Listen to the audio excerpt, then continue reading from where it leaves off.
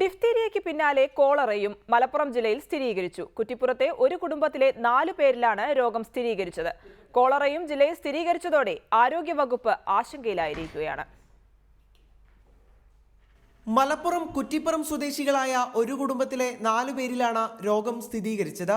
തിങ്കളാഴ്ച വൈകിട്ടോടെ കടുത്ത ഛർദിയും വയറിളക്കവും അനുഭവപ്പെട്ടതിനെ തുടർന്ന് ഇവരെ ആശുപത്രിയിൽ പ്രവേശിപ്പിക്കുകയായിരുന്നു.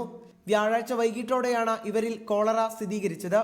കുറ്റിപ്പുറം ഏരിയയിലുള്ള ഒരു ഫാമിലിയിലെ അച്ഛനും അമ്മയും 2 കുട്ടികളാണ് സ്ഥിരീകരിച്ചിട്ടുള്ളത്.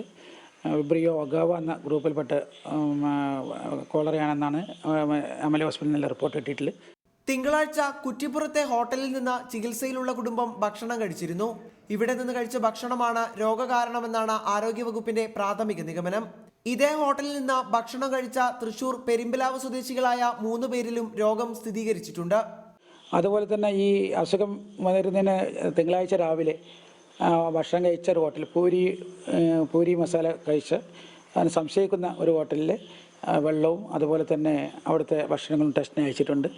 ചികിത്സയിലുള്ളവർ ഭക്ഷണം കഴിച്ച ഹോട്ടലിൽ നിന്ന് ആരോഗ്യവകുപ്പ് കുടിവെള്ള സാമ്പിൾ ശേഖരിച്ചിട്ടുണ്ട്.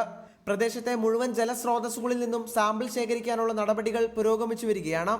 കോളറ റിപ്പോർട്ട് ചെയ്ത പ്രദേശങ്ങളിൽ ആരോഗ്യവകുപ്പ് വിദഗ്ധ സംഘം സന്ദർശനം നടത്തും. ശേഖരിച്ച ജലസാമ്പിളുകൾ ഇന്ന് തന്നെ പരിശോധനയ്ക്ക് അയക്കും. നിഖിൽ പ്രമേഷ്, റിപ്പോർട്ടർ, മലപ്പുറം.